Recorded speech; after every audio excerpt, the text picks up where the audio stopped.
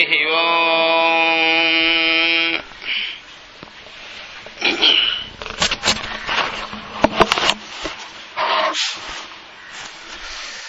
బ్రహ్మణః ఉపమా ఉపదేశః అని మనము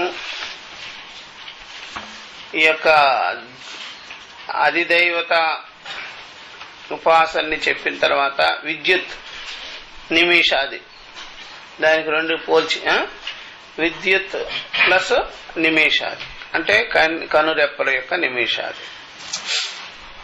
అలాగా అధ్యాత్మమని అధ్యాత్మ ఉపదేశమని మనసు దాని యొక్క సంకల్పాది గతి విషయంగా చెప్పి ఆ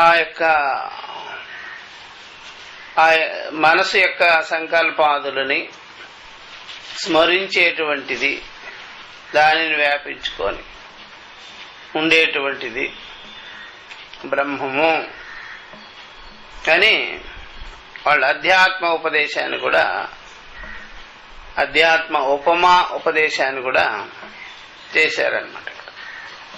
కాబట్టి ఈ రెండు కూడా ఇదే అని నిశ్చయం చేయలే, ఉపమా అన్నారుగా, అలాగా తెలుసుకోండి, ఆ విధంగా మీరు భావించుకోండి అని చెప్పారన్నమాట. ఎప్పుడు ఆ విధంగా చెప్తారో మనము అదే సత్యమైన విషయము, ఇది వస్తుతంత్రమైనది అని అనుకోవాల్సిన పని లేదు. ఇక కర్తృతంత్రము కూడా ఉపయోగించుకునేదానికి వీల్లేదు. కర్తృతంత్రముగా కూడా దాన్ని ఉపయోగించుకునేదానికి వీల్లేదు. ఎప్పుడు కర్తృతంత్రంగా మనం గ్రహించుకుంటామో అక్కడ అధ్యాస ఉంటుంది. వీళ్ళేం చేశారు, అధ్యాసకి వీలు లేకుండా ఉపమా అన్నారుగా. అందువల్ల ఉపమా అనగానే పోలిక, సాదృశ్యం అనుకో. కానీ తత్కాలంలో మందబుద్ధి అధికారులకి కొంత సూచన, ఇలాగా మనం ఒక భ్రమలో కూడా పడవలసిన పని లేదు, కర్తృత్వం పెట్టుకోవాల్సిన పని లేదు. ఉదాహరణకి మనకి కర్మకాండ వ్యవహారాలన్నీ, ఉపాసనా వ్యవహారాలన్నీ ఈ ప్రకారంగానే ఉన్నది కాబట్టి మనం భ్రమలో చిక్కవలసిన పని లేదు. ఇంకా విషయం వచ్చింది కాబట్టి చెప్తున్నా, భ్రమలో పడవలసిన పని లేదు, అది నిజము అనుకోవాల్సిన పని లేదు. అది ఆ విధంగా చేయడంలో తప్పు లేదు. ఉదాహరణకి మనకి నైవేద్యం పెట్టాం దేవతకి, ప్రాణాయ స్వాహ, అపానాయ స్వాహ, ఉదానాయ స్వాహ, వ్యానాయ స్వాహ అని చెప్పి, సమానాయ స్వాహ అని చెప్పేసి నైవేద్యం సమర్పయామి అని చెప్పి మనము మధ్య మధ్య పానీయం ప్రక్షాళ్య ఆచమనం సమర్పయామి అంటాం కదా. అవన్నీ కూడా మనకు మూఢత్వం ఏం లేదు, దాంట్లో కర్తృత్వం అక్కర్ల, భ్రాంతి కూడా చెందవలసిన పనిలా, యథార్థం కూడా కాదు. ఉపమా ఉపదేశం. అలాగే శాలిగ్రామ విష్ణు బుద్ధి అంతే. అలాగే మనం ఎప్పుడైనా సరే పిల్లలకి ఏదో ఒక వస్తువుని తయారు చేసి, వస్తువుని తయారు చేసి ఆ వస్తువుని ఏనుగు ఆకారంలో పెట్టి, ఏనుగు అనడం తప్పేం లేదు. ఏనుగు అన్నం తప్పేముంది, పొయ్యితో చేసిన దాన్ని. నిజంగా ఏనుగు మాత్రం. అందుకని ఈ ప్రకారంగానే మనకి కర్మలు, ఉపాసనలు, మనం చేసేటువంటివన్నీ కూడా ఇట్లాగే వచ్చాయన్నమాట. అందుకనే ఎవరు ఎగతాళి చేయవలసిన పనేమిలే. ఎవరు దీన్ని నింద చేయవలసిన పని లేదు. ఇది మౌఢ్యత ఉంది అనుకోవాల్సిన పని లేదు. ఇది ఒక రకమైన ఉపాయం అన్నమాట అంతఃకరణానికి. అంతే తప్ప ఎప్పుడైనా సరే ఆ చెక్క ఏనుగు అవుతుంది అని భ్రమ చెందొద్దు. చెక్క ఏనుగు ఎప్పుడైనా ఏనుగు అయిపోతుంది అని అనుకోవద్దు. తాత్కాలికంగా పిల్లల బుద్ధి అలా ఉంటుంది కాబట్టి ఆ విధంగా వాళ్ళు ఆ ఏనుగుని వాళ్ళు దర్శించటం గాని దాంతో వాళ్ళు ఆడుకోవటం గాని కుదరదు కాబట్టి చెక్కతో చేయబడి ఆ ఏనుగును ఉపయోగం చేసుకుంటారు. అట్లాగా భగవద్ విషయంలో అంత తేలికైన విషయం కాదు కదా మనం ఆయనతో ఆ విధంగా అర్థం చేసుకోవడం, సంబంధం పెట్టుకోవడం. అదేం ఆషామాషయా? దానికి కావలసిన అంతఃకరణము ఎవరి దగ్గర ఉంది? అందుకనే చాలా ఎదుగుదల ఉండాలి, దానికి వాల్యూస్ అంతా ఉండాలి. అప్పుడు ఆ భగవంతుడిని మనం అనన్యంగా మనం తెలుసుకోగలుగుతాం. కాబట్టి ఈ మధ్యలో ఇదే చెక్కతో చేయబడిన ఏనుగులాగి ఇట్లా మనము ఉపమానమే కానీ ఉపమాగా తీసుకోవాల్సిందే కానీ అదేమో ఇదే అనుకో అని భ్రమ చెందుకొని మనం అలా మన పెద్దలు ఎక్కడా చెప్పలేదు. దిగొస్తాడులే భోజనం చేసేదానికైనా నువ్వు అక్కడే కూర్చో నైవేద్యం పెట్టి అంటే ఆ పెద్దలు కానీ విన్నట్లయితే నువ్వులా ఆఫర్ చేసి నువ్వు పక్కరా, అంతేగాని తిను దాన్ని. మళ్ళా ఆఫర్ చేసేసినావో తిను, అంతేగాని తింటాడు అనుకుంటే మాత్రం ఇది ఒక మూర్ఖత్వం అయిపోద్ది. ఏం తమాషాలా ఇదంతా? ఆటని ఆటగా తీసుకోవాలి కానీ ఇంకో రకంగా తీసుకుంటే అట్లాగే అయిపోతాం. అందుకనే ఇట్లాంటి వాటిని చూస్తుంటే మనము మన పెద్దలు ఏమి ఇదివరకు పెట్టిన పద్ధతులు ఒక మూఢత్వంతో మూర్ఖత్వంతో భ్రమని కల్పించేటట్టుగా ఏం చేయలేదో మనం చేసే పనులు అలాగా కనిపిస్తున్నాయి. మన యొక్క భావాలు వెర్రి భావాలుగా ఉన్నాయి, మూర్ఖ భావాలుగా ఉన్నాయి. వాళ్ళు ఉపమా కోసమే చెప్పారు. ఇలా అనుకోండి, ఇలాగ ఉపమానంగా తెలుసుకోండి చాలులే ప్రస్తుతానికి. ఎందుకని ఎప్పుడైనా గోల్డ్ కోటింగ్ ఇచ్చినటువంటి ఏదైనా కార్డు ఉంటుంది అనుకోండి, అది గోల్డ్ అయిపోదుగా, ఓకే అట్లాగా సింపుల్. అట్లాగా అన్నీ తెలుసుకోవాలి కానీ దాన్ని మనం ఇంకో రకంగా ఇంకో డబ్బులు కూడా కొన్ని ప్రింటింగ్ అయ్యి వస్తుంటాయి చూడండి పిల్లలకి. 1000 రూపాయలు కాగితాలు, 500, 100 అలాగా. అదంతా ఏమిటే ఏమన్నా మార్చుకునేదానికి పనికి వస్తుందా? ఆ టైప్ అనమాట ఉపమా. ఇట్లా అనుకోండి ఈ నమూనాలో. అంతేగాని ఇక్కడ మూర్ఖత్వం లేదు, భ్రమ లేదు, ఏవో వస్తుందని చెప్పలేదు, ఇదే సత్యం అని చెప్పలేదు, ఏమల్లా. ఇట్లాగా అన్వయం చేసుకోవాలి ప్రతి కర్మ ఉపాసనాది విషయాలలో. భారతీయులకు ఉండేటువంటి పద్ధతులన్నీ ఉపమానే అర్థం చేసుకోవాలి. వేరే ఎక్స్ట్రాగా ఆలోచన చేస్తే ఇబ్బంది వచ్చి పడుతుంది. ఎప్పుడు వరకు ఈ ఉపమా స్పష్టంగా అనన్యంగా అపరోక్షంగా యథార్థంగా నీకు వివేకం కలిగేంత వరకు శాస్త్ర చర్చ చేసేదానికి మన బుద్ధి అనుకూలంగా ఉండేంత వరకు ఇంతే ఉపమానే. అట్లా ఇదే అన్నమాట తెలుసుకోవాల్సింది. ఇట్లా తెలుసుకుంటే మనకి ఇబ్బందులు ఏం కలగవు, దేంట్లోనూ కలగవు, అర్థమైందా? కానీ ఈనాటి జనం ఇప్పుడు కూడా తెలుసుకోవటంలో అలాగా వెర్రితనం ఎక్కువైపోయింది. ఏమేమో చేసేస్తారు. పూర్వము ఇట్లాగా ఉండేవి గానే కాదు పద్ధతులు. సింపుల్ గా తీసుకునేవారు, ఇవన్నీ కర్తృత్వం పెట్టుకునేవారు కాదు. దీని మీద ఏదో రకం రేలిపోని కోరికలు కూడా ఈ దేవత కోరిక తెస్తుంది, ఆ దేవత కోరిక తెస్తుంది అని అనుకునేవారు కాదు. ఇట్లా ఉపమాగానే తీసుకొని తాత్కాలికంగా చేయవలసిన పని ఇంతే. కాబట్టి ఉపమా ఉపదేశేన ప్రయోజనం అని చెప్పేసినారు. కాబట్టి దీని యొక్క ప్రయోజనం ఇదేనయ్యా. మనం నిరుపాధికమైన తత్వాన్ని, నిరుపాధికమైన బ్రహ్మమును మందబుద్ధులు ఆకలింపు చేసుకోవడం అంత తేలిక. అందుకని ఇంత మాత్రం జాలే, మీకు విషయ దృష్టి ఉంది కాబట్టి ఇది జాలే అని చెప్పి ఆ విధంగా ఊరుకున్నారు వాళ్ళు. కాబట్టి ఒక టిప్పణి లాస్ట్ది ఇలాగా, విద్యుశ్చక్షుర్ మనోరూప ఉపాధి విశేషద్వారేణ ఉపదిశ్యమానం అపి అవివక్షిత ఉపాధి సంబంధమేవ బ్రహ్మ వివక్షితం. చూసారా? కాబట్టి విద్యుశ్చక్షు, విద్యుత్ చక్షువులు,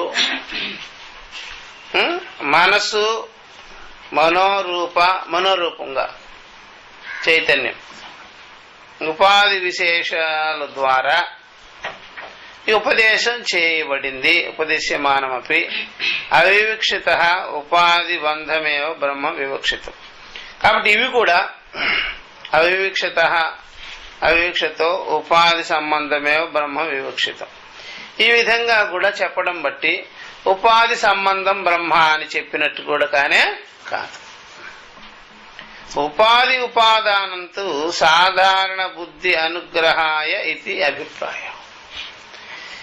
ఈ ఉపాదానంగా మన ఉపాధిని చేర్చుకొని మన ఉపాధి పరంగా ఆ విద్యుత్తుని కంటికి కనురెప్పలకి, ఆ యొక్క బ్రహ్మమును మనస్సుకి మనస్సంకల్పాదులకి చేర్చి చెప్పడము మనకి, చూసారా, మన బుద్ధికి ఆ పడుతుంది అని ఉద్దేశంతో, మన బుద్ధి గ్రహించుకోగలుగుతుంది అని అట్లా అన్నామే గాని నిజంగా బ్రహ్మము మనసు యొక్క యాక్షన్స్ కి లోబడేది గానే కాదు.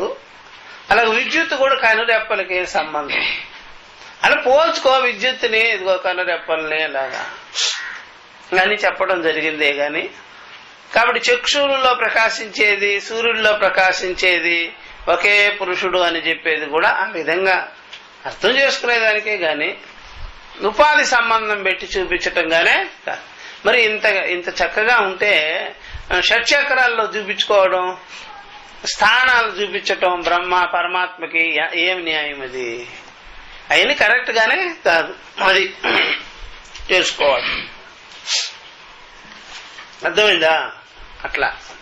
కాబట్టి ఎప్పుడైనా సరే ఒకడు మామూలుగా ఇంట్లో నాన్నగారు గాని అమ్మగారు గాని వాడి తల్లిని గాని మమ్మీ మమ్మీ మమ్మీ అని పీడించుకు తింటాడు అనుకోండి, తండ్రిని కూడా అలాగే డాడీ డాడీ అది కొని పెట్టు ఇది కొట్టు పెట్టు అని వాడికి డ్రామాలో ఒక యాక్షన్ ఇప్పించాం. వాడికి ఇతన్నేమో నువ్వు తండ్రి అనిరా డాడీ డాడీ అని, ఈవిడేమో నువ్వు మమ్మీ మమ్మీ అంటారా అంటే అది వాడు గుర్తు తెచ్చుకొని ఏది ఇంట్లో ఎలాగ మనం పిండి చేసేసినామో అట్లాగా పట్టుకుంటే ఇట్లా డైలాగ్స్ వీడికి ఎవరు చెప్పించాడంటే నన్ను ఊరికే వదిలిపెట్టడం లేదు, లాగి ఊరికేనే పైకి అనాలి కానీ గట్టిగా పట్టుకొని పీడిస్తున్నాడు వీడికి అసలు పాత్ర ఇవ్వకూడదు అని చెప్పేస్తాడు అన్నమాట. అర్థమైందా? అట్లాగే మనం ఇలా శాలిగ్రామంలో విష్ణు బుద్ధి పెట్టుకోవాలంటే దాన్ని పగలగొట్టి చూడమన్నారా? పసుపు ముద్దలో గణపతి బుద్ధి పెట్టరా అంటే దాన్ని ఇంకా ఏమేమో చేసేస్తేట్లాగా. కాబట్టి కర్మోపాసనలు ఎంత బ్యాలెన్స్ గా ఉండాలో అంత బ్యాలెన్స్ గా ఉండాలి కానీ అంత మూర్ఖత్వం పెట్టుకొని ఉండకూడదు. మన పెద్దలు అలాగేం చెప్పలేదు. ఊరికే నీకు అనుకోవడం ఇప్పుడు నీ బుద్ధి అట్లా తాత్కాలికంగా అనుకోగాని దాంట్లో వెరివేషాలు ఏమని, దాంట్లో వీరాభిమాని అయిపోవాలని, వీరభక్తిని ప్రకటించుకోవాలని మాత్రం అనుకోవద్దు. వీరభక్తిని అక్కర్లే, మనకి వీరభక్తి అక్కర్లేదు, ధీరభక్తి ఉంటే బెటర్. కాబట్టి ఇది రెచ్చిపోయే దాన్ని బట్టే మనకి ఇప్పుడు అట్లా తయారవుతుంది అనమాట. ఎక్కడికెక్కడ పూనకాలు రావడం, ఎక్కడికి కోరికలు పెంచుకోవడం. దేవుడు కోరికలు ఎవరిస్తారన్నాడు? అది అర్చామూర్తి కదా, అది కోరికలు ఎవరిస్తారన్నారు? ఇట్లాగా అంత వ్యామోహము అంత ఇది పనికిరాదు. ఉపాసన అంటే బ్యాలెన్స్ గానే చెయ్యాలి, అంతఃకరణం దెబ్బతినకుండా చెయ్యాలి. అంతేగాని శృతి అర్థం తెలుసుకునేటట్టుగా ఉండాలి. కానీ ఇక్కడ ఇట్లాంటివన్నీ చేసుకోకూడదు. ఎవరు కూడా మీరు సాంప్రదాయకుల గృహాలలో చూస్తే వాళ్ళు కూడా నిత్యము వాళ్ళు సంధ్యావందనం చేసుకుంటారు, ఉపాసనలు చేసుకుంటారు. ఇలాగా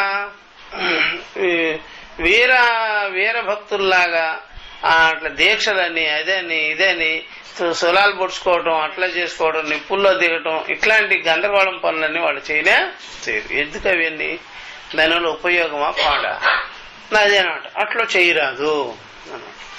ఇది అసురులకు చెప్పారు. ఇదివరకు ఇట్లా బ్యాలెన్స్ గా చేయలేకపోయారు వాళ్ళు. అందుకనే వాళ్ళు అలా బడి తెగించి నిజంగా దీంట్లో నుంచి ఏదో వచ్చేస్తుంది. శాలిగ్రామ విష్ణుబుద్ధిరా అంటే శాలిగ్రామం చెత్తకొట్టి చూడమని నిన్నే చెప్పాడు. ఇట్లాగా అలా చేయబట్టి వాళ్ళు అలా అయిపోయారు అనమాట. అందుకని ఈవెన్ రావణాసురుడు కూడా శివభక్తి అదిగో అట్లాగైపోయింది. రాముల వారికి శివభక్తి ఉంది, ఇట్లాగా కాదు. రావణాసుడికి ఇచ్చిన శివ ఉపాసన మాత్రం ఇలాగ బడి తెగించేసి చూసారా ఎక్కడి నుంచి వస్తారు? శివుడు లింగం దగ్గర కూర్చుంటే ఎక్కడి నుంచి వస్తాడు? అలా ఊరికే భావించుకోరా బాబు అంటే నువ్వేమేమో చేసేస్తే ఎక్కడి నుంచి వస్తాడు ఆయన? అందుకని శృతి దగ్గరికి రావాలి, శృతి దగ్గరికి రావాలి. ఆ విధంగా ఈ అగ్ని దేవతలు గాని ఇంద్రుడు గాని అక్కడ యక్షుడు ఎక్కడో కనిపించాడు, అక్కడే కూర్చొని ఉంటే చాలా ప్రమాదమే, చాలా ప్రమాదం. వాళ్ళు వెనక్కి వచ్చేసినారు, శృతి అర్థాన్ని పట్టుకున్నారు, తెలుసుకున్నారు. చూసారా, వాళ్ళు ఒక అర్థాన్ని శాస్త్రం ద్వారా వాళ్ళు తెలుసుకోనన్నారు. అందుకని మూర్ఖంగా మూఢంగా ఎక్కడ యక్షుడు కనిపించాడో అక్కడ యక్ష దేవాలయం ఏమి కట్టలేదు. అట్లాంటి పనులన్నీ చేయకూడదు అన్నమాట. అట్లా ఏమేమో చేసేస్తాం మనమైతే. అలా మితిమీరి పనులు ఎప్పుడు చేయకూడదు. అట్లా చేయవలసిన అవసరం లేదు అసలు. అందుకని మనం ఎక్కడైతే బ్రహ్మజ్ఞానం ఏ గురుకులంలో గట్టించే తెలుసుకున్నాము, ఏ గురువు గారి దగ్గర తెలుసుకుంటున్నాము, అక్కడ మనం ఇలాంటి వెరైటీ పనులు ఏమీ చేయవలసిన పనులే. నేను ఇక్కడ కూర్చున్నాను, చెప్పే సమకాలంలో నాకు నిశ్చయమైంది కాబట్టి ఈ స్థలము ఇక్కడ ఏదో కట్టాలి అంటే మాత్రం చాలా పొరపాటు. ఎంతమంది కూర్చుంటే అంత అక్కడెక్కడ కట్టాలంటే అట్లా గురువు గారు అట్లాంటి పనులన్నీ చెప్పలేదు కదా. అట్లా సర్వభూతస్థమైనది సర్వవ్యాపకమైనది అన్నాడు. అన్నప్పుడు నువ్వు ఎక్కడ కడతావు అదంతా? అట్లాంటి పనులు చేయకూడదు. బోధి వృక్షం దగ్గర కూర్చుంటే నాకు జ్ఞానోదయం అయింది అని అది ఆక్యుపై చేసుకొని ఎట్లా కట్టచ్చు. కానీ ఇక్కడ బ్రహ్మజ్ఞానం అలా చెప్పలేదు కదా. సర్వభూతస్థమైంది బ్రహ్మాండమంతా బ్రహ్మయో ఇదకం సర్వం అని చెప్పినప్పుడు నువ్వు ఎక్కడ నువ్వు కడతావయ్యా? ఎక్కడ నువ్వు గుడి కట్టగలవు? అట్లాంటి పని ఏమి చేయకూడదు. అది బాగా గుర్తుపెట్టుకోవాల్సినటువంటి. కాబట్టి బ్రహ్మణ ఉపాసన ఉపదేశ అని మొదలు పెట్టేసినారు.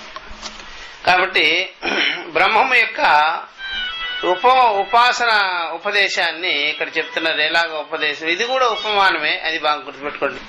తద్వనం నామ తద్వనం ఇది ఉపాసితవ్యం సహయ ఏతదేవం వేదాభిహైనం సర్వాణి భూతాని సంవాంఛంతి తద్వనం నామ తద్వనమితి ఉపాసితవ్యం సహ ఏతదేవం వేద అవిహైనం సర్వాణి భూతాని సంవాంఛంతి. ఇది గుణ ఆధానం ఉపాసన అన్నమాట. గుణం అని పెట్టుకొని ఉపాసన చేయాలి, గుణారోపణ చేయాలి. ఇందాక రూపం ఆరోపించుకొని చేసినారు, ఇప్పుడు గుణాన్ని ఆరోపించుకొని చేయాలి. ఆల్రెడీ పేరు ఒకటి పెట్టేసుకున్నారు, నామ రూప గుణ అన్నమాట. ఉపాసనకి ఇదే మెయిన్. ఇప్పుడు గుణాన్ని ఆపాదించుకొని చేయడం అన్నమాట.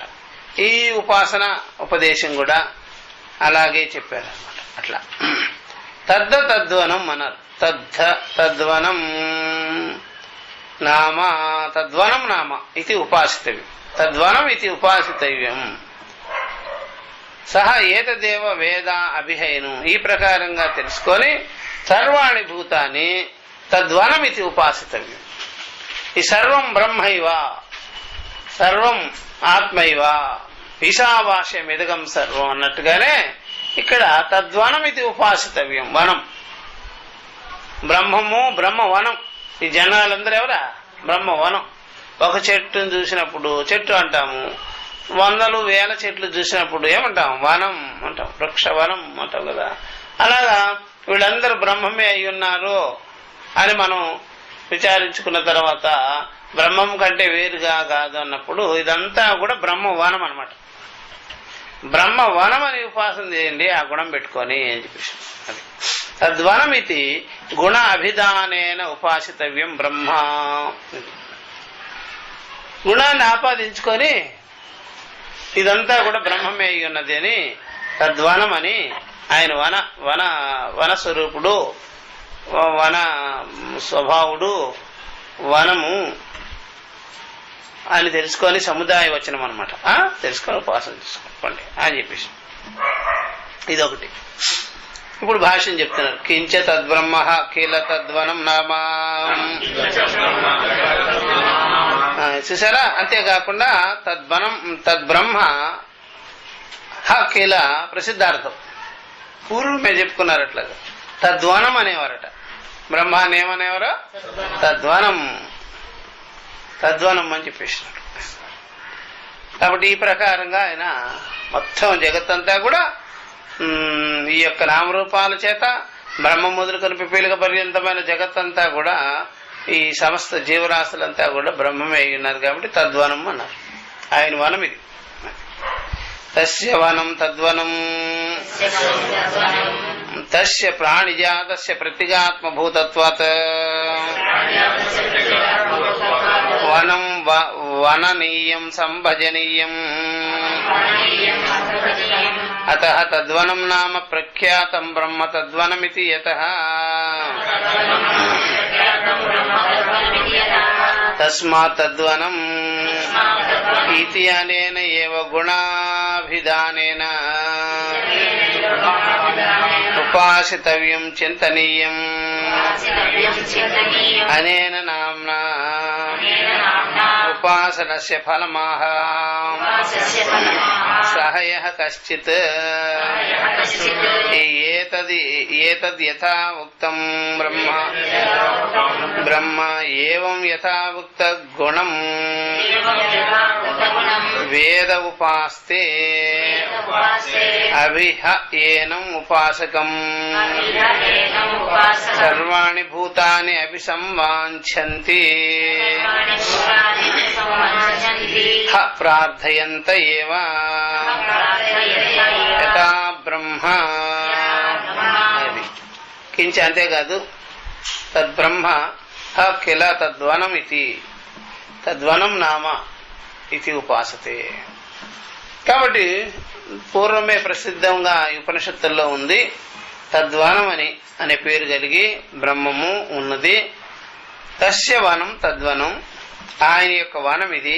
జగత్తు, విశ్వము, విశ్వాకారుడైన సర్వభూతములు యందు ఆయనే ఉండేది. కాబట్టి ఈ సర్వభూతస్థుడయి సర్వభూతమయంగా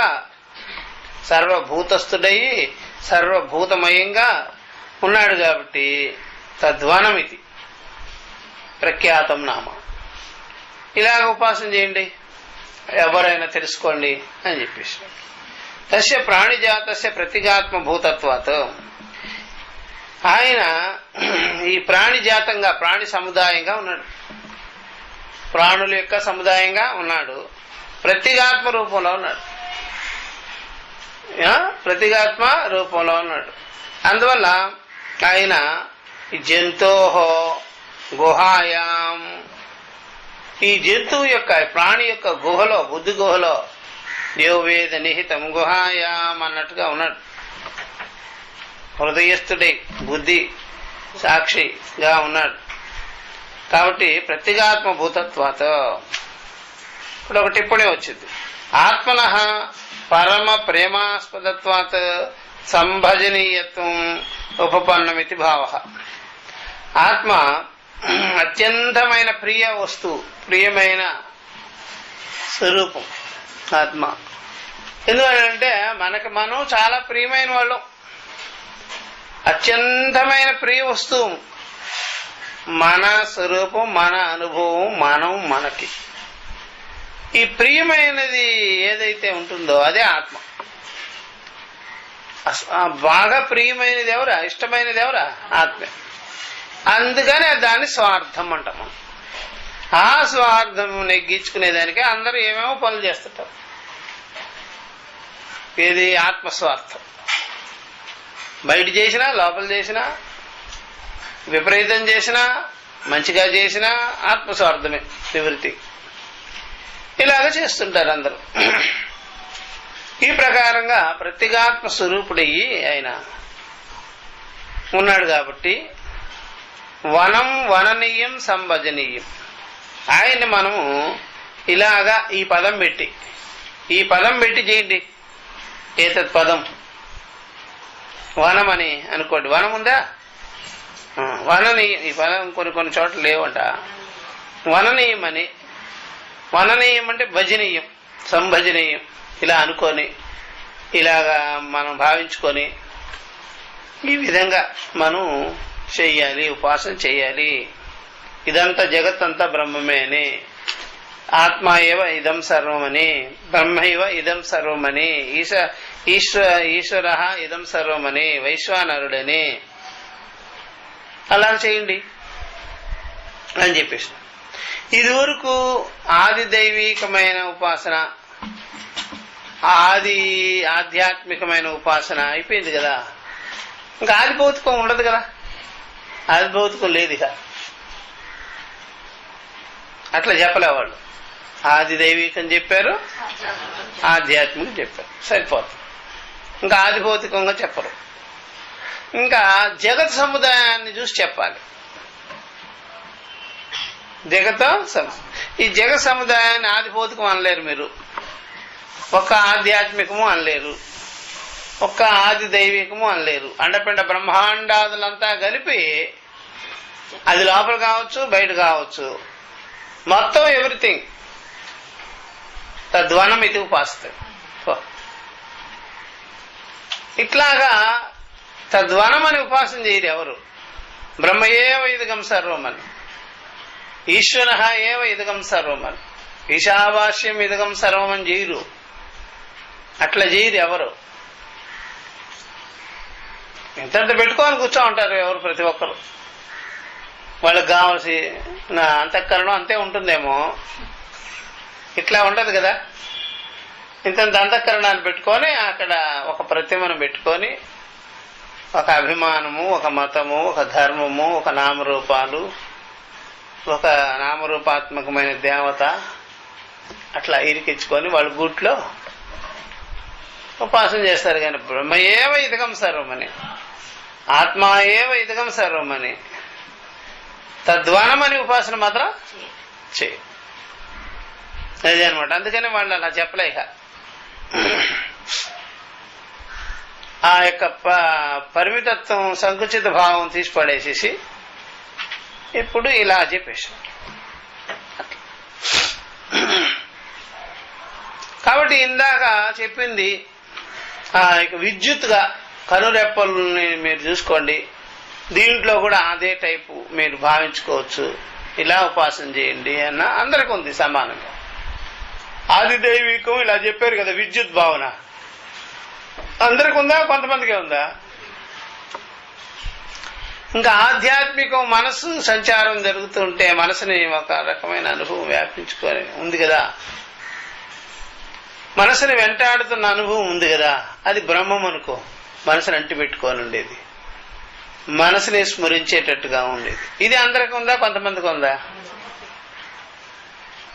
ఇప్పుడు ఈ తద్వనంగా మీరు ఉపాసన చేయండి అనేది మరి అందరికి సరిపోతుందా, సరిపోదా? చెయ్యము అంటారా? ఎందుక చేయము అంటే ఎవడైనా సరే ఇంత చేయాలనుకుంటాడా? ఇది కరెక్టు. తద్వనం అని చెప్పుకో, పరమేశ్వరుడు ఇదంతా అని చెప్పు.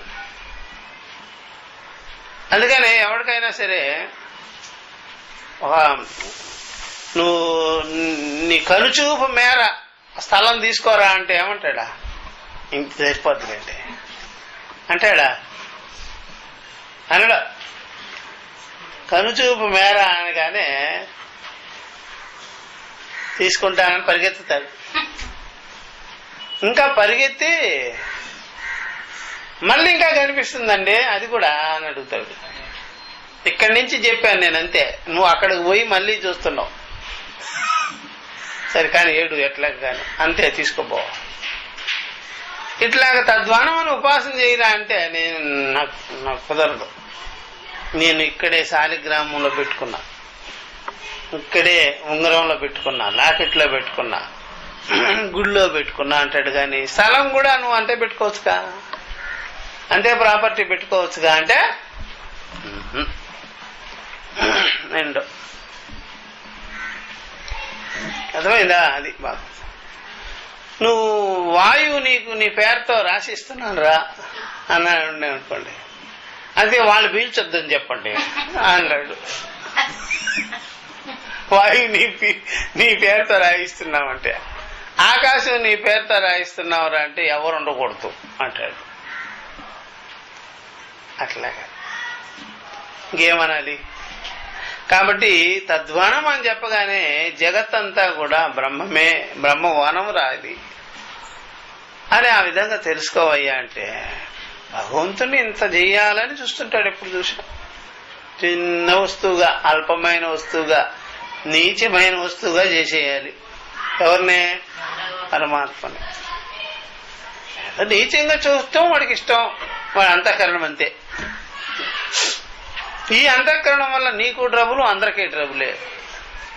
వ్యాపకమైన దృష్టిగా ఉండినట్లయితే అంతఃకరణం వ్యాపకంగా ఉంటే మంచిది కదా అనే దృష్టితో విశాల దృక్పథాన్ని అందించాలని ఇట్లా చెబుతుంటే తద్వానం అని ఉపాసన చేయరా అంటే ముందుకు రారే ధ్యానం.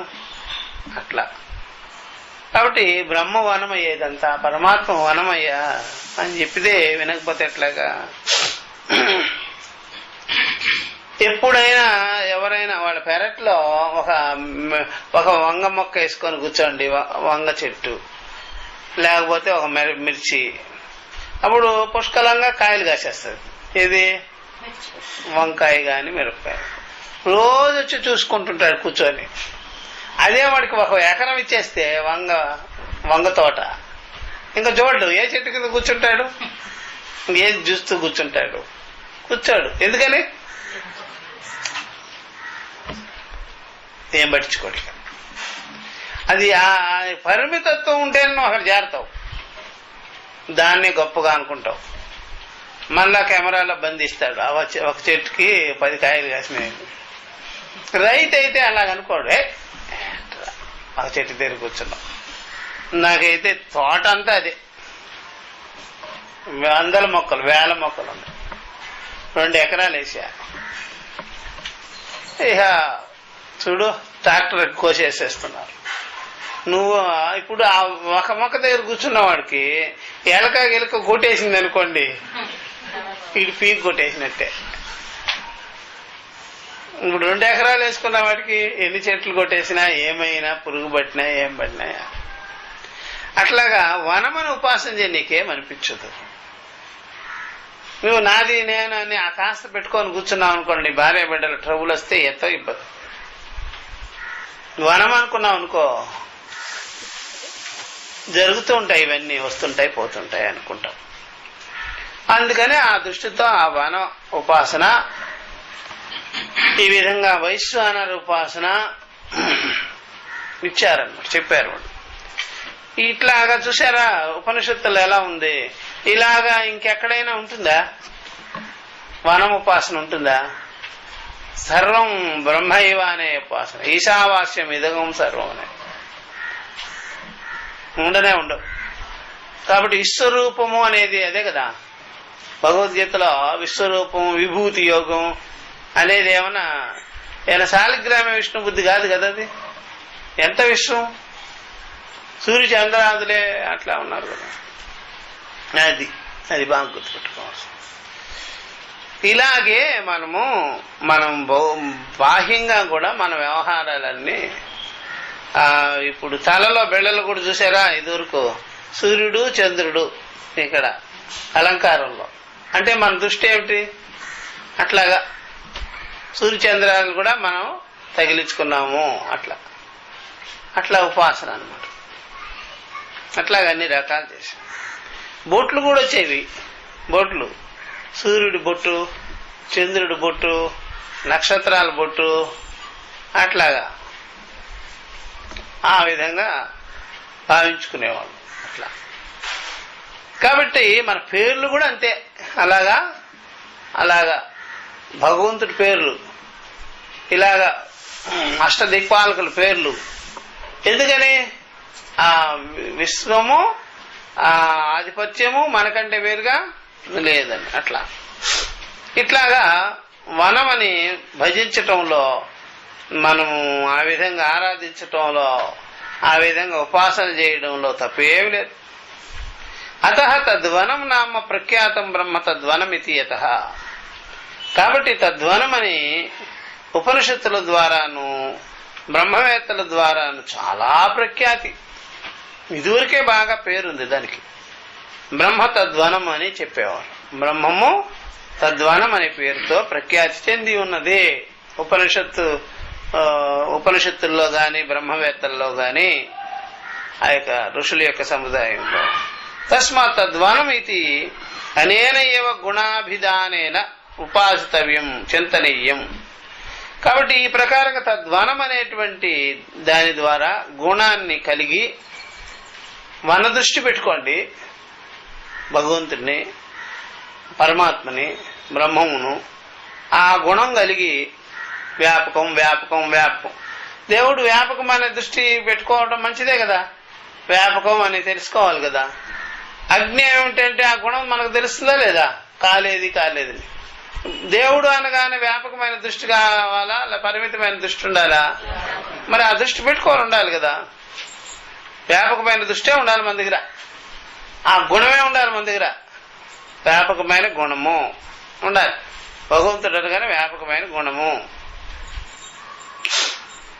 పలానా మనిషి అనగానే మీకు వెంటనే ఒక గుణం కలుగుతుంది కదా. పలానా మనిషి అనగానే ఒక గుణం పుట్టదా? చింతకాయ అనగానే ఒక గుణం పుట్టదా? అట్లాగా భగవంతుడు అనగానే ఆ గుణమే ఉండాలి మనసులో. ఏమనే వ్యాపకం, తద్వనమని ఆ గుణాభిధానం కలిగి ఉండాలి, ఆ గుణ దృష్టి కలిగి ఉండాలి, ఆ గుణభావం ఉండాలి మనలో. అదే ఉండాలి. కానీ ఆ దూరం ఇంత అంతా చేసుకొని కాలం దేశం అని పెట్టుకోకుండా, అక్కడ ఉన్నాడు ఇక్కడ ఉన్నాడు అని పెట్టుకోకుండా, అలాగా వ్యాపక దృష్టితో వ్యాపకమైన గుణం కలిగి ఉండాలి. అప్పుడు మనకి భగవంతుడు రాలేదు అని చెప్పేదానికి వీల్లేదు, దూరం అని చెప్పేదానికి వీల్లేదు, నన్ను చూడలేదు అని చెప్పేదానికి వీల్లేదు, ఇంకేమి చెప్పేదానికి వీల్లేదు. ఇది ఉండాలన్న.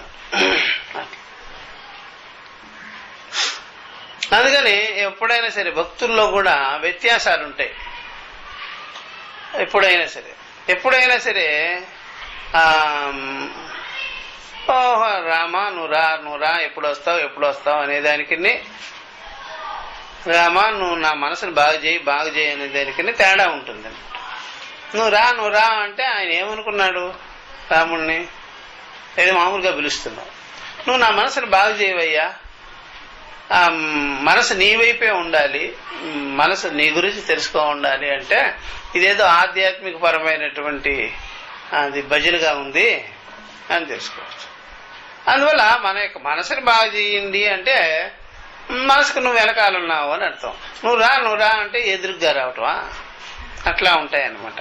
అంటే వాళ్ళ సంప్రదాయంలో కూడా వాళ్ళు ద్వైతవాదుల ఆధ్యాత్మికవాదుల ఎవరా అనేది కూడా తెలుసుకోవచ్చు. ద్వైతవాదులు అయితే ఆ టైపులో చెప్తుంటారు వాళ్ళు. ఆధ్యాత్మికవాదులైతే ఇట్లాగా చెప్తుంటారు. అందుకనే త్యాగరాజుకి కూడా ఆధ్యాత్మికవాదులు ఆయనకు తగిలారు కాబట్టి ఆ విధంగా మనసు గురించే చెప్తుంటాడు ఎప్పుడైనా సరే. నా మనసును బాగు చెయ్యి, ఆ మనసు యొక్క అల్పత్వాన్ని చూపించటం, మనసు యొక్క చంచలత్వాన్ని చెప్పడం, ఇట్లాగా. అంటే వాళ్ళ సాంగత్యం అలాంటిది అనమాట. ద్వైతవాదులా కాదా చూసుకోవాలి. వీళ్ళ సాంగత్యం ద్వైతవాదులుగా ఉన్నదనుకోండి, వాళ్ళంతా కూడా భౌతికంగానే ప్రార్థన చేయటం. అందుకనే నేను ఆ నగలు కొనిపెట్టా, ఈ నగలు కొనిపెట్టాను. అట్లాగా వీలవుద్దా? త్యాగరాజు ఏం కొనిపెట్టలే. అట్లా చూసుకోవాలి. ఇది పెద్ద తంట అనమాట. అది కొనిపెట్టా, ఇది కొనిపెట్టానంటే ఇదేది పెట్టినట్టు పెట్టి మళ్ళీ సాధించటం అన్నమాట. అది బాగలేదు అంత పాత్ర. అందువల్ల వాళ్ళ సాంగత్యం తేడా ఉంటుంది అనమాట. ఈయన సాంగత్యం వేరు, ఆయన సాంగత్యం వేరు. అందువల్ల ద్వైత భక్తులతో చేరటము, ఆధ్యాత్మిక భక్తులతో చేరడము, ఇక్కడ గీతలో చెప్పినట్టుగా అనన్యాశ్చింతయంతో అని చేరడము, ఇలాగ వేరుగా చేరడం తేడాలు ఉంటాయన్నమాట. వాళ్ళ మాటల ద్వారానే తెలుసుకోవచ్చు ఈయన ఎంతవరకు పనికొస్తారు, ఎంతవరకు. అట్లాగా వేమన్ని కూడా పట్టుకోవచ్చు మనం. ఆయన చెప్పేంత యోగం మిశ్రితం చేస్తాడు, వైరాగ్యం మిశ్రితం చేస్తాడు, జ్ఞానం మిశ్రితం చేస్తాడు, ఇట్లాంటివన్నీ ఇవన్నీ హఠయోగాన్ని మిశ్రితం చేస్తాడు. ఇదేదో కల్తీ గ్రంథాలుగా ఉన్నాయి ఇవన్నీ. ఇట్లా కల్తీ మనుషులతో అంతా చేరి బుర్రంతా ఇలా చేసుకొని అన్నాడు. అందుకని గుర్తించేసుకోవచ్చు. ఎందుకని వాళ్ళు చేసేది సాంగత్యాన్ని బట్టి వాళ్ళు మాట్లాడే మాటలన్నీ అలాగా వస్తుంటాయి అన్నమాట. హఠయోగులు వాళ్ళు వీళ్ళు దగ్గర చేరినప్పుడేమో అట్లాంటివి కలుపుతాం, వేదాంతులు చెప్పేవి కొన్ని కలపటం, వైరాగ్యం చెప్పేది కొన్ని కలపటం, నామరూపాలు మనం దేవతలు నామరూపాలు కాదు అని చెప్పేటప్పుడు కొన్ని కలుపుతాడు. కానీ తదేవ బ్రహ్మత్వం విద్య అన్నామనుకో అది కలుపుతాడు. కొన్ని రాళ్ళకు పూజ చేస్తే ఏమొస్తుంది అంటాడు. అంటే ఇవన్నీ ఒక క్లారిటీ సరిగ్గా లేదనమాట. చూసారా? మళ్ళీ నాలో బ్రహ్మం అంటాడు కానీ, నాలో శివుడు ఉన్నాడు అంటాడు కానీ, నేనే అయి ఉన్నానని మాత్రం చెప్పలేడు.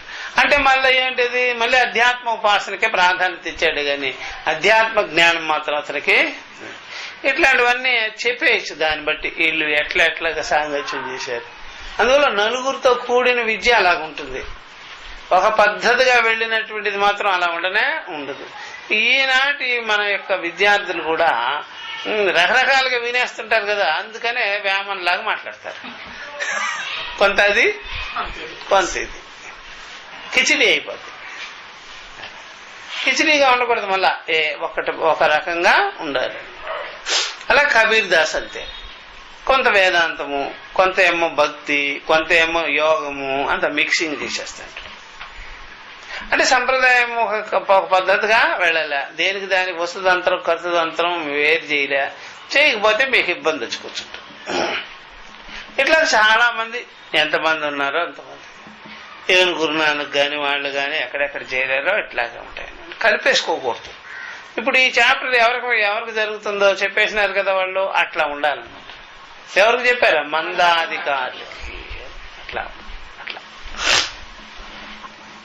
కాబట్టి ఈ విధంగా గుణాన్ని ఆపాదించుకొని చేయాలి. చింతనీయం, ఇలా చింతన చేయాలి అని చెప్పేసి. అనేన నామన, ఈ ప్రకారంగా ఈ పేరుతో అనేన నామన ఇది ఉపలక్షణం తద్గుణత్వేన ఇది, ఈ పేరుతో తద్గుణం అని చేర్చుకొని బ్రహ్మము వన రూపంలో ఉంది అనేటువంటి గుణాన్ని కలిగి మీరు ఈ సముదాయాన్ని చూసేటప్పటికి బ్రహ్మవనం అని తెలుసుకోవాలి. అట్లా ఈ పేరు పెట్టుకొని తద్వనం అనే పేరుతో ఉపాసనస్య, ఈ ఉపాసన చెయ్యాలి.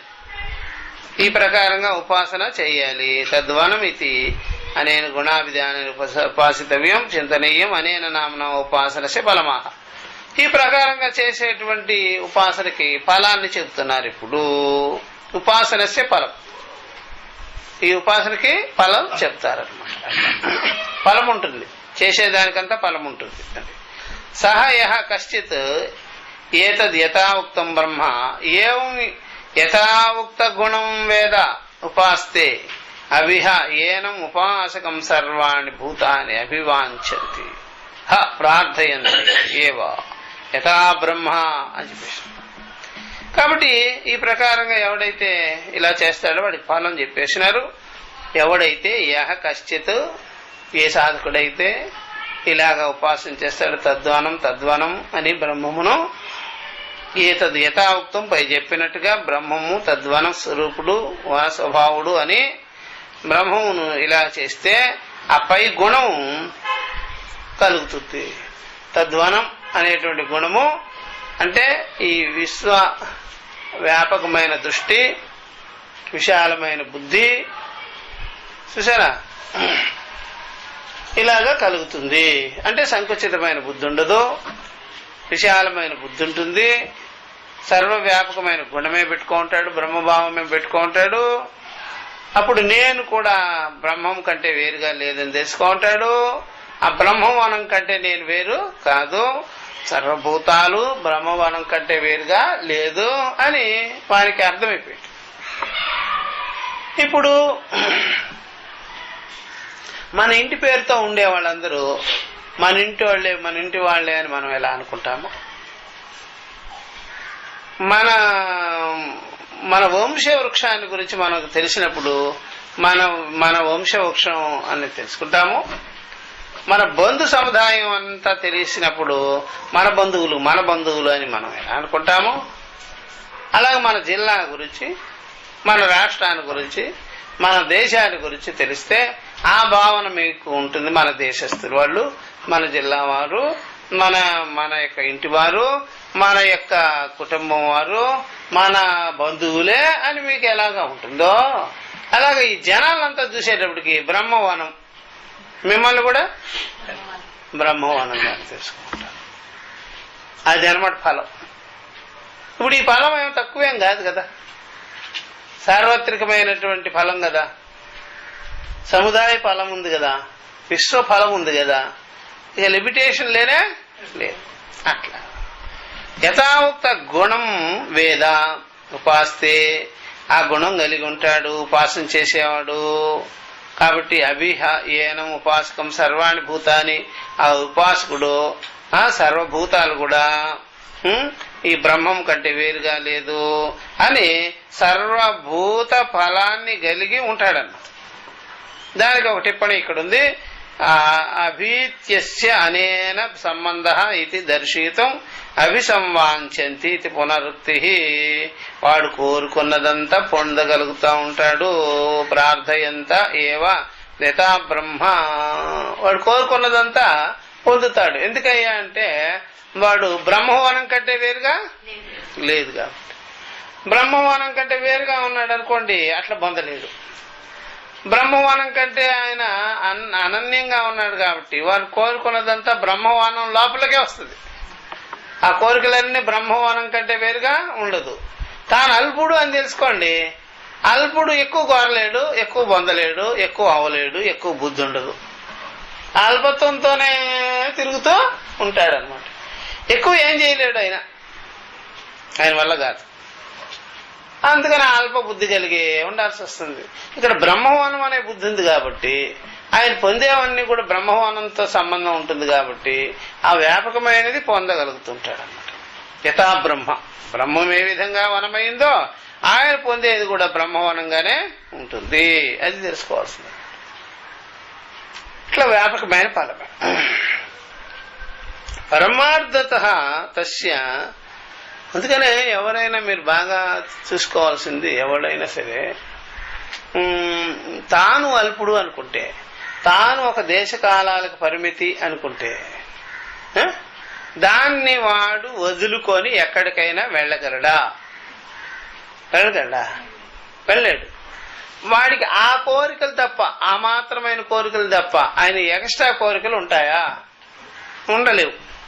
ఉండవు అన్నమాట. అంత కోరికలే ఉంటాయన్నమాట. దాన్ని దాటి మాత్రం వెళ్ళలేడు. వాడి వల్ల కాదు. అర్థమైందా? అది బాగా గుర్తుపెట్టుకోవచ్చు. అంత మాత్రానికే ఉంటాడు. ఎప్పుడైనా దాటాడంటే కోరిక కూడా దాటిస్తాడు. కోరిక దాటింది విషయాలు వ్యవహారాలు దాటుతాయి, వ్యవహారాలు దాటిందంటే కోరికలు కూడా దాటి ఉన్నాయి. అట్లా అది బాగా గుర్తుపెట్టుకోవాలి. కాబట్టి ఈ ప్రకారంగా యథా బ్రహ్మ అని చెప్పేసి పరమార్థతః తస్య బ్రహ్మ అభిన్నత్వం. చూసారా, ఇప్పుడు ఒక దృష్టాంతం చెప్తాం. ఇప్పుడు ఎవరైనా సరే ఒక నామరూపాన్ని ఉపాసన చేశాడు అనుకోండి, ఆ నామరూపానికంటే కూడా ఇంకా ఎక్కువగా ఏం చేయలేడు ఆయన వల్ల కాదు, ఇంకా ఎక్కువ ఏం చేయలేడు, ఎక్స్ట్రా ఏం చేయలేడు. ఆ నామరూపానికే కట్టుబడి ఉంటాడు, పైకి పోలేడు. కానీ కొన్ని నామరూపాల గురించి ఆయన చేశాడు అనుకోండి, ఆ నామరూపాల్లోనే తిరుగుతుంటాడు, ఆ నామరూపాలను దాటి ఇంకా పైకి పోలేడు. అట్లా ఉంటుంది. అలాగా ఈ నామరూపాలన్నీ కూడా బ్రహ్మం కంటే వేరుగా లేదని బ్రహ్మజ్ఞానం కలిగి బ్రహ్మ ఉపాసన కలిగి పెట్టుకొని ఉంటాడు కదా, అతడికి ఏ నామరూపాలకు పరిమితం కాకుండా ఆ బ్రహ్మ ఉపాసనా భావాన్ని కలిగే ఉంటాడు. అంటే వ్యాపకమైన దృష్టి ఉంది అన్నమాట. పరమార్థతః తస్య బ్రహ్మ అభిన్నత్వాత్ నా ఏతత్ చిత్రమితి భావః. పరమార్థంగానే నిజంగానే బ్రహ్మమునకు అనన్యంగా ఉన్నాడు కాబట్టి, ఎవ్వరు కూడా బ్రహ్మం కంటే వేరుగా లేదు కాబట్టి ఇదే మాత్రము చిత్రమైన విషయమేం కాదు, తోచే విషయం మాత్రం కాదు, బ్రహ్మం కంటే వేరుగా లేదు కాబట్టి ఆయనకి ఒక రకంగా అలా అనిపిస్తుంది, మాకు భావన ఉంటుంది, గుణం కలిగి అనేది ఉండదన్నమాట. కొన్ని గుణాలు మనకు తెలుస్తుంటాయి, కొన్ని గుణాలు తెలిసేది గానే కాదు. అనన్య గుణం, అనన్య గుణం. అన్ని గుణం అయితే తెలుస్తుంది, అనన్య గుణం అయితే అభేద గుణం తెలిసేది కాదు, భేద గుణం తెలుస్తుంది. కాబట్టి బ్రహ్మము తనకంటే వేరుగా లేదు, సర్వభూతములు తనకంటే వేరు కాదు. కాబట్టి ఇది ఒక చిత్రం లాగా తోచేది మాత్రం, భావించుకునేది మాత్రంగానే కాదు. అది తెలుసుకోవాల్సింది. ఆ ఫలం పొందుతాడు. కాబట్టి తద్వనం అనేటువంటిది మంచి పాయింటే ఇది. వీళ్ళు మధ్యమాధికారులు అయ్యి వాళ్ళు తత్వజ్ఞానానికి సిద్ధమైపోయారు కాబట్టి తద్వనం అనేటువంటిది చివరికి ఆత్మ ఏకత్వాన్ని ప్రతిపాదన చేసేదానికి ఉన్నది. ఇట్లాగా ఇంద్రుడు చివరిగా ఇదే తెలుసుకొని తరించాడు అన్నమాట. వాళ్ళకంతా అదే, ఆ రెండు చెప్పినారు కదా, వాళ్ళకి అది, ఇంద్రుడికి ఇది. ఎందుకని? ఇంద్రుడు శ్రేష్ఠుడు కాబట్టి.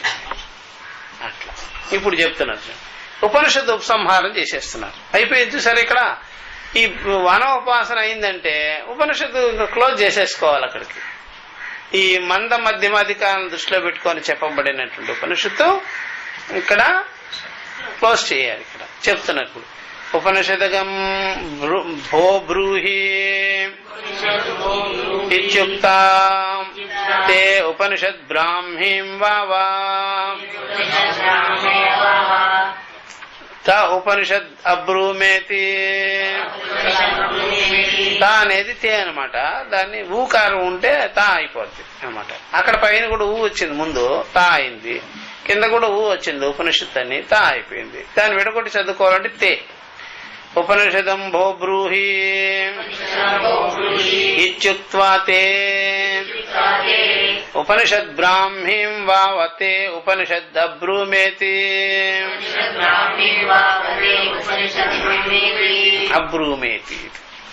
కాబట్టి ఉపనిషదం భో, భో అంటే ఆయా ఆచార్య పూజనీయ భో ఉపనిషదం మే బ్రూహి, నాకు ఉపనిషత్తుని బోధించండి, చెప్పండి అని. ఇది ఉక్త శిష్య, ఇలాగా అడిగాడైనా, ఇలా చెప్పాడైనా. తే ఉపనిషద్ బ్రాహ్మీం, ఉపనిషద్ బ్రహ్మమును వావా అంటే వై ప్రసిద్ధార్థం, ఇది వరకే జరిగిందనమాట. ఉపనిషత్తే అతనికి తవ ఉపనిషద్ బ్రాహ్మీం వై తే ఉపనిషద్ అబ్రూమేతి. ఉపనిషద్ బ్రహ్మమును నీకు ఉపనిషత్తు ద్వారా బోధించాను. ఉపనిషత్ ద్వారా బోధించాను. ఉపనిషత్తుని నీకు బోధించా. ఉపనిషత్ బ్రహ్మమును బోధించినట్టే, బోధించేసిన అని చెప్పేశాడు. అబ్రూమేతి ఇది శిష్యుడి ప్రశ్న. ఏవం అనుశిష్ట శిష్య ఆచార్యమువాచ ఉపనిషదం రహస్యం యశ్చింత్యం భో భగవన్ బ్రూహీతి. ఏవం ముక్తవతి శిష్యే ఆహ ఆచార్య ఉక్తా అభిహితా తే తవ ఉపనిషత్ కా పునఃప్సేతి. ఆహ బ్రాహ్మీం బ్రహ్మణః పరమాత్మనః ఇయం బ్రాహ్మీ తాం పరమాత్మ విషయత్వాత్ అతీత విజ్ఞానస్య వావయేవ తే ఉపనిషదం అబ్రూమేతి. ఉక్తామేవ పరమాత్మ విషయాం ఉపనిషదం అబ్రూమా ఇది అవధారయతి ఉత్తరార్థం. అది ఇది ఉపనిషత్తు ఉపసంహారం చేస్తూ శిష్యుడు చివరికి ఇట్లా అడిగాడు. ఇది బాగా తెలుసుకోవాల్సిన విషయం. ఇది చెప్పేసిన తర్వాత మళ్ళీ ఉపనిషత్తు మళ్ళీ ఏమిటి చెప్పడము అడగడము అనేది మనకు పుడుతుంది, సందేహం పుడుతుంది. అందుకని ఆయన సమాధానం కూడా అలా చెప్పేసినాడు. రామాయణం అంతా అయిన తర్వాత అట్లాగా అదేమిటయ్యా అని అట్లాగా అన్నమాట. ఏవం అనుశిష్ట ఈ ప్రకారంగా అంటే ముందుగానే జరిగిపోయింది, ఉపనిషత్తు ముందుగా అయిపోయింది కదా. ఆ తర్వాత ఇది మందాధికారులకు పనికొచ్చేటట్టుగా వ్యాఖ్యానం చేయబడింది. ఏవం అనుశిష్ట శిష్య ఆచార్యం ఉవాచ. ఈ విధంగా శిక్షణను పొందినవాడు, బాగా చదువుకున్నవాడు, గురువు దగ్గర బాగా చెప్పించుకున్నవాడు ఆ శిష్యుడు ఇలాగా ఆచార్యం ఉవాచ ఆచార్యుని దగ్గరకు వచ్చి చెప్పాడు. ఉపనిషదం రహస్యం. ఉపనిషత్తు అంటేనే రహస్యం. ఉపనిషత్తు అంటేనే రహస్యం. గుహ్యతమం శాస్త్రం అని. ఉపనిషదం రహస్యం యచ్చింత్యం భో భగవన్ బ్రూహీతి. దాన్ని నేను చింతించాలి, తెలుసుకోవాలి, నాకు చెప్పండి ఉపనిషత్తు అని అడిగాడు. ఏం ఉక్తమతి శిష్యే ఇలా చెప్పిన వెంటనే ఉక్తవతి శిష్యే ఆహ ఆచార్య చెప్పేసినాడు ఆయన. ఉక్తా అభిహిత తే తవ ఉపనిషత్తు. నీకు ఉపనిషత్తుని ఆల్రెడీ చెప్పి ఉంటిని, బోధించేసేసి. కా పునః సాయితి ఆహ. అదేమిటి అంటే బ్రాహ్మీం బ్రహ్మణః పరమాత్మనః ఇయం బ్రాహ్మి. బ్రహ్మ విద్యే ఉపనిషత్తు. అదనమాట. బ్రహ్మ విద్యను కదా చెప్పింది ఆయన. కాబట్టి బ్రహ్మ విద్య ఈజ్వల్ ఉపనిషత్తు. బ్రహ్మ విద్య కంటే ఉపనిషత్తు వేరు కానే కాదు. ఉపనిషత్తే బ్రహ్మ విద్య, బ్రహ్మ విద్య ఉపనిషత్తు, ఉపనిషత్తే రహస్యం. రహస్యానాం ఉత్తమ రహస్య ఆత్మ విద్య బ్రహ్మ విద్య చెప్పేది అనుభవయ్యాను. కాబట్టి బ్రాహ్మీ బ్రహ్మణ పరమాత్మన ఇయం బ్రాహ్మీ తాం అట్టి పరమాత్మ విషయత్వాత్ అతీత విజ్ఞానస్య. ఇది ఊరికి చెప్పాం కదా, పరమాత్మ విషయమైనటువంటి జరిగిపోయిన విజ్ఞానం. శ్రోత్రశ శ్రోత్రం మనసో మనోయత్ విదిత అవిదితాభ్యాం అన్య ప్రతిబోధ విదితం మతం. అదంతా ఉపనిషత్తే, బ్రహ్మ విద్యే, జ్ఞానమే. కాబట్టి పరమాత్మ విషయత్వాత అతీత విజ్ఞానస్య. అట్లా కొంతమంది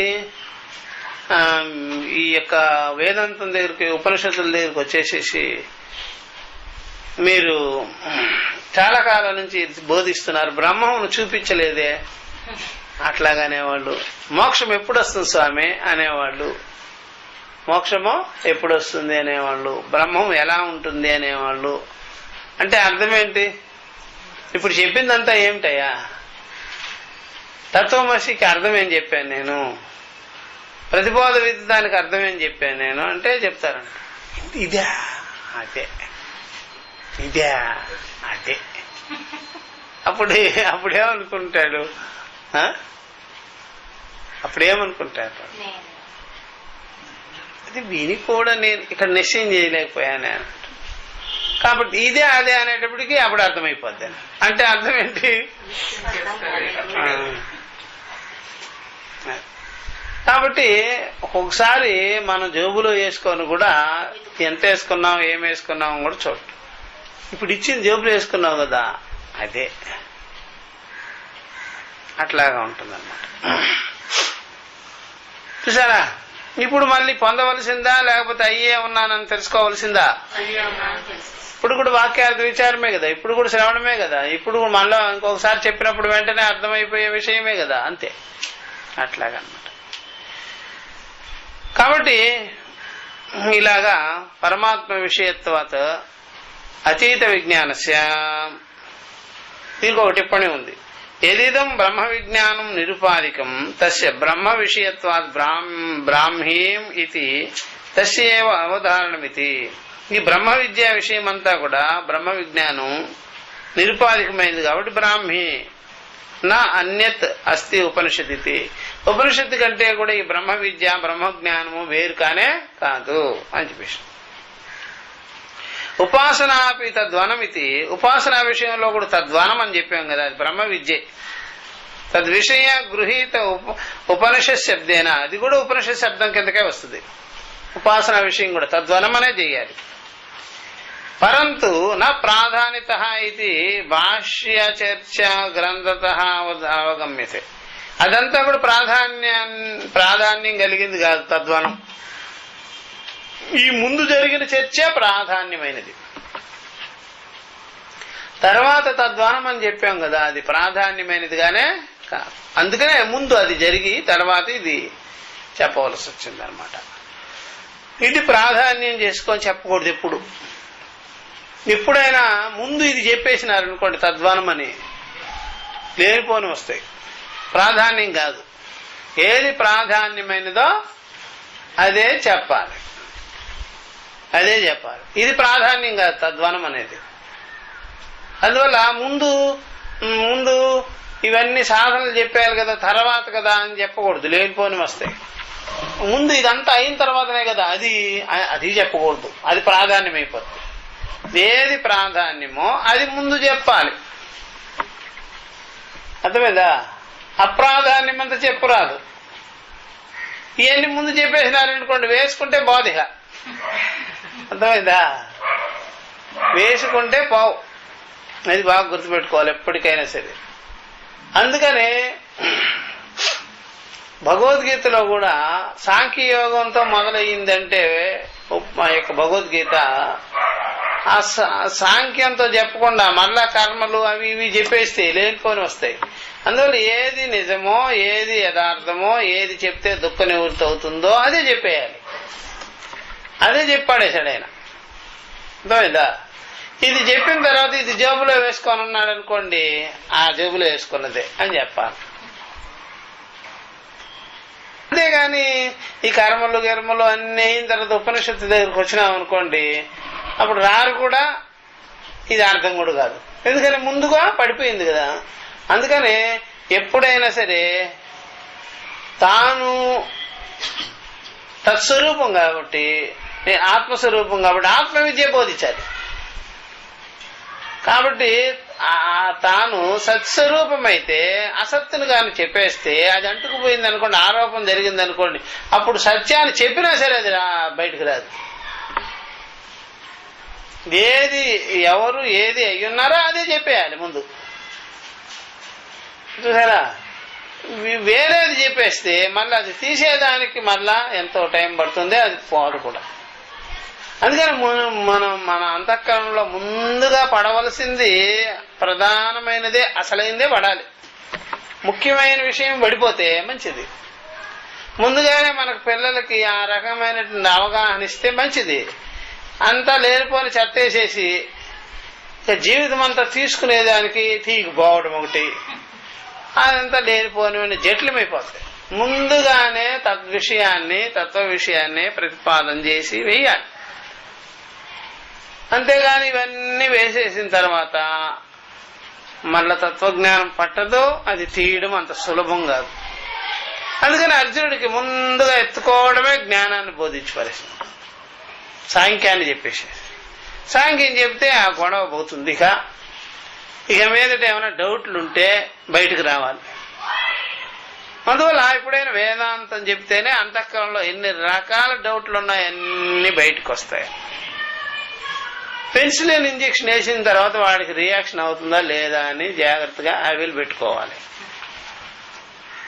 అప్పుడు అది తగిలించాలి. అర్థమైందా? అందువల్ల ముందు వేదాంతమే తత్వమే చెప్పారు, ఉపనిషత్తులే చెప్పారు. ఎవరికైనా సరే ఉపనిషత్తులు చెప్పి పారేస్తే అప్పుడు మనిషి ఒక్కసారిగా వణుకు పుడుతుంది. ఇక అంతే, ఆ లోపల ఉండేవన్నీ బయటికి వస్తుంది. అందుకని ఎవరితో అయినా సరే మీకు ఎంత ఫ్రెండ్షిప్ ఉన్నా సరే ముందు వేదాంత విషయాలన్నీ చెప్పేయండి. బ్రహ్మ విద్య, ఆ ఫ్రెండ్షిప్ నిలిస్తే నిలుస్తుంది, లేదంటే పోతుంది. అప్పుడు విన్న తర్వాత మొహం ఇలా పెట్టుకో ఉంటుంది. ఇలాగా ఏమయ్యా అలా పెట్టుకున్నామంటే ఏమిటండి అలా తిట్టేసినారు, మా సాయిబాబా అని తిట్టేసినారు, అది తిట్టేసినారు. వాడిని తిడితే నీకేమిటి, నిన్ను తిట్టానా చెప్పు. వాళ్ళందరూ తిడతానయ్యా, నేను ప్రపంచం అంతా తిట్టాను, నిన్ను మాత్రం తిట్టాను. అందరినీ ఖండించి పరేసిన. నిన్ను ఖండించానా చెప్పు. నేను మనసులో నా భార్య బిడ్డలు వస్తువులు అన్ని పెట్టుకుంటా, దాన్ని కూడా ఖండించాను. దాన్ని ఖండించాను కానీ నిన్ను ఖండించానా చెప్పు. నువ్వు మనసులో ఏమేమి పేర్చుకోవాలో అది ఖండించి పరేసిన. వేదాంతం విన్న తర్వాత ఇలాగా లోపల ఎన్ని రకాల వికారాలు ఉన్నాయో ఆ చెత్తంతా బయటికి వస్తుంది. అప్పుడు మనం క్లీన్ చేసుకుంటాం బాగుంటుంది. అర్థమైందా? మీరు వేదాంత విషయాలు చెప్పకుండా, బ్రహ్మ విద్యా విషయాలు చెప్పకుండా ఇంకా అన్ని వేసేసినారనుకోండి, చాలా ఉల్లాసంగా ఉంటారు జనాలు. వేసిన దాని మీద వేస్తున్నారు కదా, చాలా ఉల్లాసంగా ఉంటారు జనాలు. ఏమనలేదుగా వాళ్ళని, అన్ని పొగిడారుగా. జగత్తులో ఉండే విషయాలు చాలా ఉత్సాహంగా ఉంటారు, ఉల్లాసంగా ఉంటారు. వేదాంతం చెప్పి మొత్తం కానీ దులిపేసినాం అనుకోండి, నాది పోయింది అని ఏడుస్తుంటారు. నన్ను అన్నారు, ఇట్లా అన్నారు, అట్లా అన్నారు, నా దేవతను ఇలాగా అన్నారు, అలా అన్నారు. వాళ్ళంటే నీకేమయ్యా? కాబట్టి ఎప్పుడైనా సరే ఎవరెవరు ఎంతెంత దానిలో స్నేహంగా ఉన్నారు ఏమిటి అనేది తత్వ విషయం చెప్పిన తర్వాతనే తెలుస్తుంది అనమాట. మొఖాలన్నీ మార్చుకుంటారు, ఉంటే ఉంటారు, లేదంటే పోతారు, ఇక రానంటారు, అదంటారు, ఇదంటారు, వెళ్ళిపోతుంటారు. ఇక్కడ బయటపడతారనమాట. ఇంకెక్కడ బయటపడేదానికి సోర్స్ లేనే లేదు. వేదాంతం విన్న తర్వాతనే తెలుస్తుంది. బయటకు వచ్చేస్తుంది. ఇప్పుడు ఇందాకేమో సంశయాలు ఉన్నాయా అంటే లేవు, నాకేం సంశయాలు లేవు అని. ఇప్పుడు వేదాంతం చెప్పిన తర్వాత చెప్పండి తర్వాత ఏమన్నా ఉంటే అని చెప్పేసి వేదాంతం వినేసిన తర్వాత వేదాంత బోధ చేసేటప్పటికి, పూర్వపక్ష ఖండనాదులు చేసేటప్పటికి, అధ్యాస నివృత్తి చేసేటప్పటికి ఇక వరుస పెట్టి సందేహాలు, సంశయాలు. మరి ఇందాక లేదన్నావే, ఇప్పుడు ఎలా బయటకు వచ్చినాయి అంటే ఇంకా లాగుతాడు. నేను అట్లా ఇట్లా అనుకున్నాను, ఇప్పుడు చూడబోతే అన్ని కొట్టిపారేసినారు మీరు అని. చూసారా? అట్లా బయటకు వస్తాయన్నమాట. అది విన్నంత వరకు మన దగ్గర ఎంత ఉందో మనకే తెలియదు, ఎంత ఆరోపాలు ఉన్నాయో తెలియదు. ఇలా తెలిసిన తర్వాత మనకు తెలుస్తుంది. అర్థమైందా? ఎవరైనా సరే కొత్త వ్యక్తులు కూడా నమస్కారం అండి, నమస్కారం, మీరు స్వామీజీ, మీరు ఇట్లాగా స్వామీజీ నమస్కారం, స్వాములు అంటే మాకు చాలా ఇష్టం అండి, అట్లా రండి, ఇట్లా రండి, స్వామి రండి అని, సంచారాలంటే స్వాములు అంటే మాకు అంతా ఇష్టం అండి, అట్లాగా. సరే ఏదో ఒకటి చెప్పండి అంటే ఆత్మైవ సత్యం తదన్యత్ మిథ్యా అని మొదలుపెట్టేసినారు. మొదలుపెట్టగానే అప్పుడు మొహం మార్చుకున్నారు. ఇప్పుడేమో నమస్కారం కూడా పెట్టకుండా అట్లా మొహం తిప్పుకున్నామంటే ఏమిటండి అలా ఖండించేసినారని ఖండించేసినారు. చూసారా? అంటే బయటకు లోపల ఉండే అన్ని వికారాలన్నీ బయటకు వచ్చేసినాయి. ఇంకా మొహం కూడా చూడటం. చూసారా? అంటే వేదాంతము తవ్వి పొగబెడుతుంది. ఎలకలకు కానీ పొగబెట్టలా అలాగా పొగబెట్టారనుకోండి, దాంట్లో ఉండేవన్నీ కలుగులో ఉండేవన్నీ బయటకు వస్తుంటాయి. ఏమో ఆరోపాలు చేసుకున్నాము, అది ఇట్లా ఇది ఇట్లా అని అట్లా. అందుకని ఎవరైనా నన్ను కొత్త వ్యక్తులుగా పిలిచారంటే నేనే అనుకుంటా, వీళ్ళు ఎవరెవరు నాతో నవ్వుతూ మాట్లాడుతున్నారో, స్వామి నమస్కారం పెట్టుకున్నారో వీళ్ళు మాత్రం తర్వాత మొఖాలు మార్చుకొని వెళ్ళిపోతారు. చూస్తున్నాను ఇంకంతే. నిజమే అది. ఎప్పుడు వరకైతే ఆ యొక్క గురుభావము, జిజ్ఞాస, వైరాగ్యము ఉండవో అప్పుడు వరకు వీళ్ళంతే. అర్థమైందా? అట్లా. అందుకనే అలాగా బ్రహ్మ విద్య దగ్గర అలా కూర్చొని పెట్టడము, గురువు శిష్యుడు సంబంధం కుదరడము, ఆ విధంగా బోధించటము, ఒక శ్రోతగా ఉండడము అంటే ఎంత ఎంత జరిగిందో చూసుకోండి. దాని వెనకాల అలా కూర్చొని పెట్టగలమా, అలాగా చెప్పుకోగలమా, లేకపోతే వినేదానికి అర్హత వస్తుందా లేదా? అర్థమైందా? అప్పుడు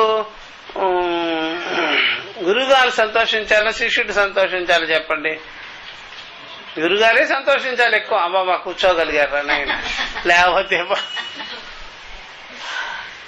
అట్లా కూర్చోరు ఎవరు జనాలు. గురువుగారు ఎందుకు కూర్చున్నారు అంటే ఇదివరకు గురువుగారి దగ్గర వాళ్ళ గురువుగారి దగ్గర కూర్చునేదానికి ఆయన తంటాలు పడ్డాడు. ఇప్పుడు ఆయన కూర్చున్నాడు, వీళ్ళు కూర్చోవాలి ఇప్పుడు. అట్లాగనమాట తెలుసుకోవాల్సినటువంటి. అట్లా అంత సులభం కాదు అట్లా అందరు జనాలందరూ అలా కూర్చునేదానికి అట్లా.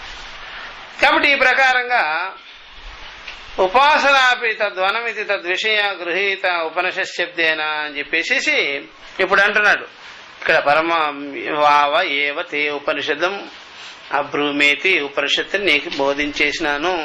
ముక్తామేవ పరమాత్మ విషయం చెప్పేశానయ్యా. ఇదివరకే ప్రతిబోధ విదితం మతం నత్ర చక్షుర్గచ్చతి శ్రోత్రస్య శ్రోత్ర, ఇట్లాంటివన్నీ చెప్పేశాము. ఉపనిషదం అబ్రూమా ఇది అవధారయతి. ఉత్తరార్థం, ఉత్తరార్థం అంటే ఉత్తరం జవాబు చెప్పడంలో అవధారయతి, అర్థం చేసి పారేశాను నేను, ఇదివరకే చెప్పాము. ఇప్పుడు తపాదీనాం ఉపాయానం విధానార్థం ఇది అర్థ. ఇప్పుడు అంతఃకరణానికి కొన్ని సిస్టమ్స్ చెప్పాలన్నమాట. ఆ చెప్పితే గాని బయటపడదు. ఒక్కొక్కసారి మీకు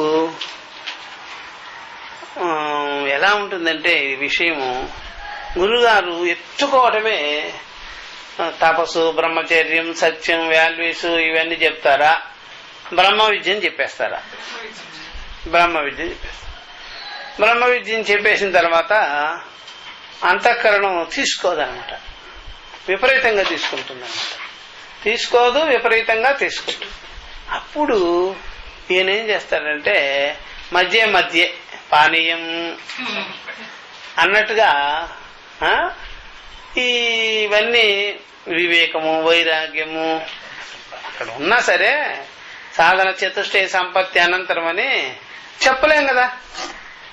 సాధన చతుష్టయ సంపత్తి అనంతరం అంటే అందరి నాడి ఏమైనా పట్టుకుంటామా, ఉందా లేదని బ్రహ్మ విద్య చెప్పేస్తాం.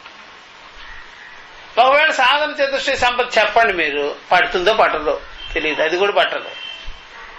ఒకవేళ పట్టచ్చు, ఒకవేళ పట్టకపోవచ్చు.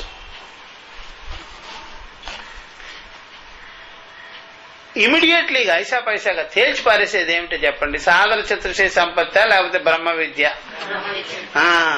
సాధన చతుష్టయ సంపత్తి తెలియదు వెంటనే, బ్రహ్మ విద్య అయితే వెంటనే తెలిసిపోద్ది.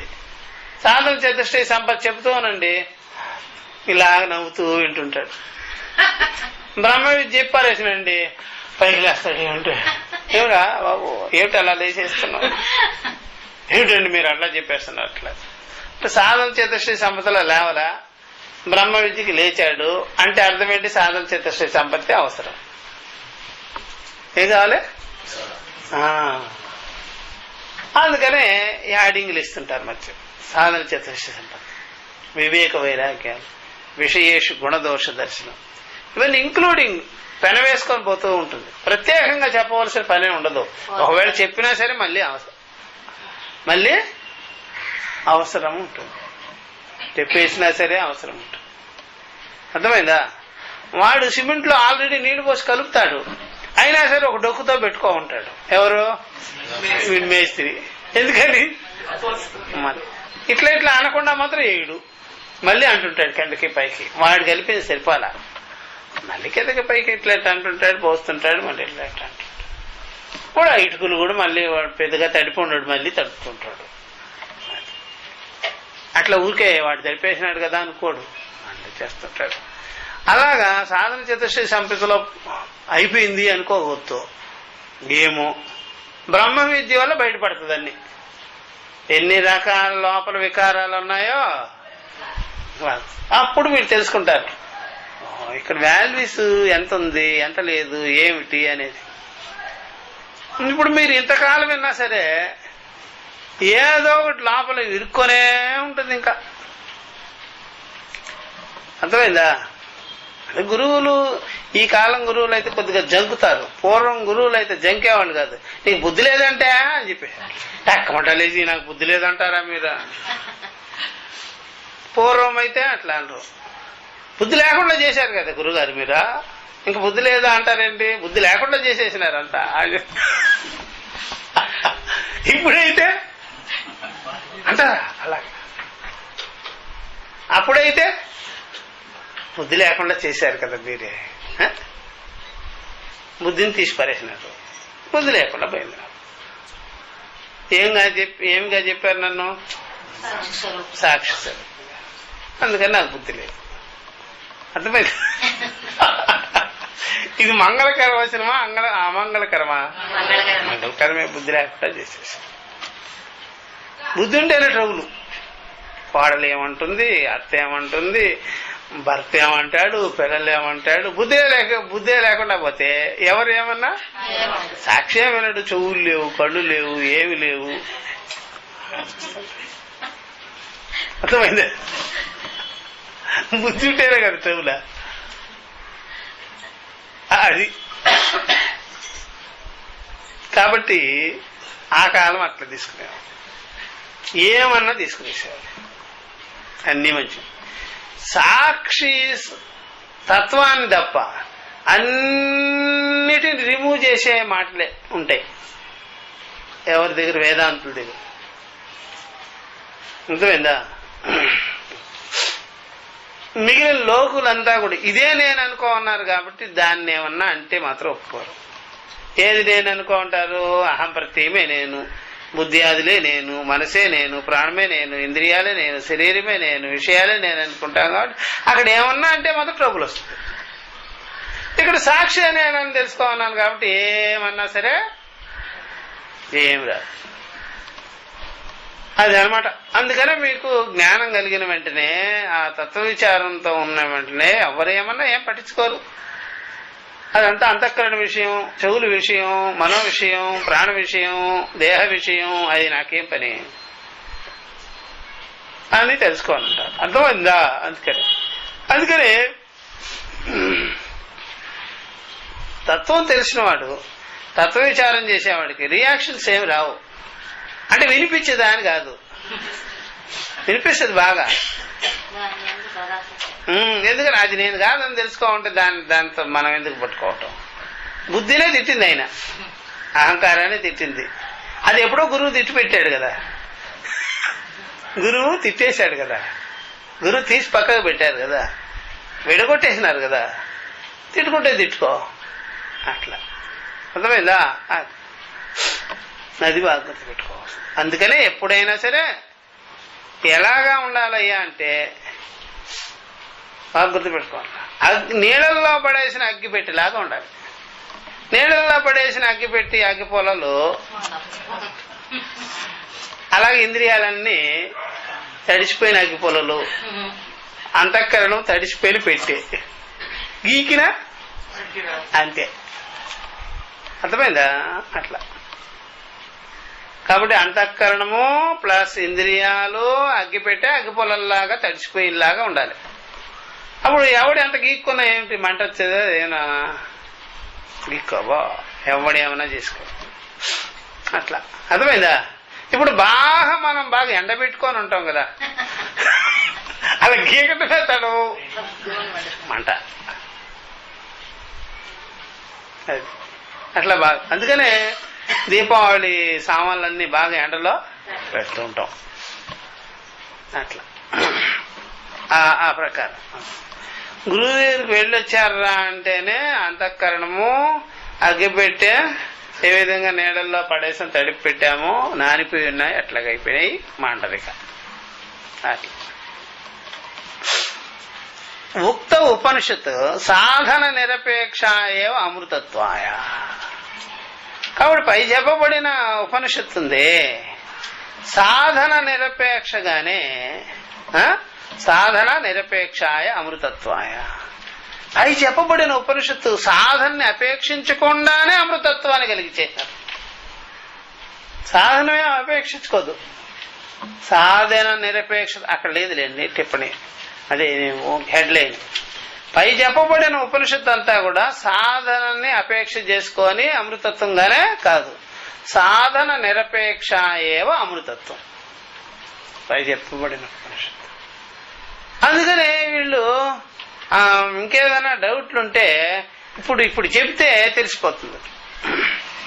శిష్య ప్రశ్న అభిప్రాయ, శిష్యుడి యొక్క ప్రశ్న యొక్క అభిప్రాయం చెప్తున్నారు. సరే ఎలాగా దీన్ని లాస్ట్ తేల్చేయాలన్నమాట. రేపు ఉంటుంది క్లాస్. ఒక 2 వాక్యాలు చెప్పేసి ముందుకు పోదాం. శిష్య ప్రశ్న అభిప్రాయం. పరమాత్మ విషయాం ఉపనిషదం శ్రుతవతః ఉపనిషదం భో బ్రూహి ఇది పృచ్ఛతః శిష్యస్య కో అభిప్రాయః యది తావత్ శ్రుతస్యార్థస్య ప్రశ్నః కృతః తతః పిష్టపేషణవత్ పునరుక్తః అనర్థకః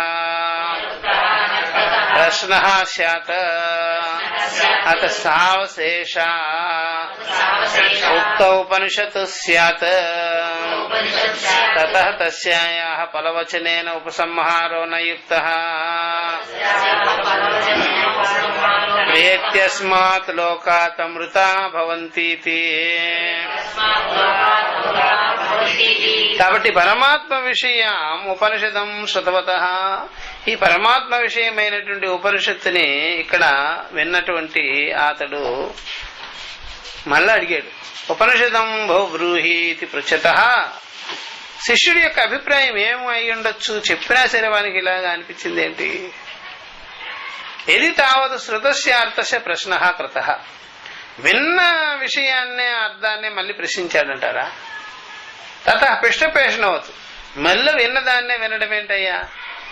పిష్టపేషణవత్ పునరుక్తః అనర్థకః ప్రశ్నః స్యాత్. పిష్టపేషణం అంటే నూరిన పచ్చడే నూరడం. నూరిన పచ్చడే నూరడం అంటే రుచిగా ఉంటుందా?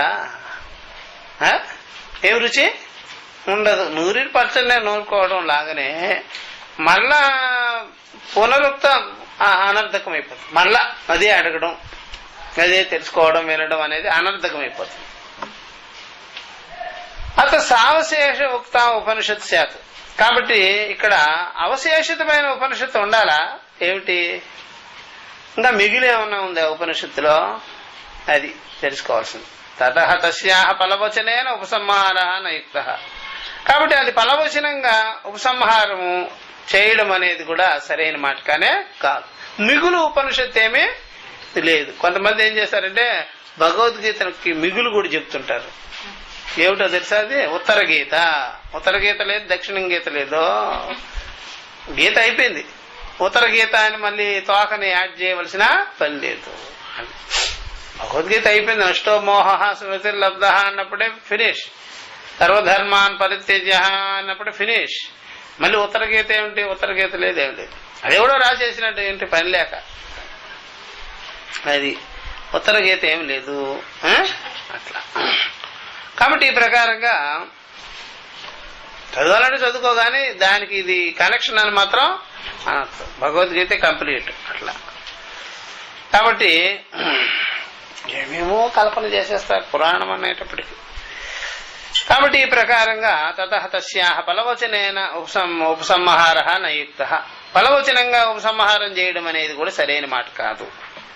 ప్రేత్యస్మాత్ లోకాద్ అమృతా భవంతి అని చెప్పేసినారు కదా ఆల్రెడీ. మొట్టమొదటి వచ్చినాయి, రెండో మంత్రంలోనే వచ్చింది, తర్వాత కూడా మనకు వచ్చింది. ఎన్ని చోట్ల అన్ఫోల్డ్మెంట్ ఎంత చక్కగా ఉంటే మరలా ఏమిటయా ఇంకా మిగులు. కాబట్టి ప్రేత్యస్మాత్ లోకాత్ అమృతా భవంతి అనేది ఎందుకు వచ్చింది తెలుసా? ఈ 7వ మంత్రం వల్ల వచ్చింది. ఉపనిషదం మే బ్రూహీతి అన్నప్పుడు వచ్చింది అనమాట అది. కాబట్టి ఈ ప్రకారంగా ఆయన శరీరాది ఇంద్రియాదులు ఎందు ఉండేటువంటి అభిమానాన్ని, అల్పత్వాన్ని, నేను నాదిని వదిలేసేసి అమృతత్వాన్ని పొంది ఉన్నారు వీళ్ళు అని చెప్పేసినారు. తస్మాత్ ఉక్త ఉపనిషత్ శేష విషయోపి ప్రశ్న అనుపన్న ఏవ.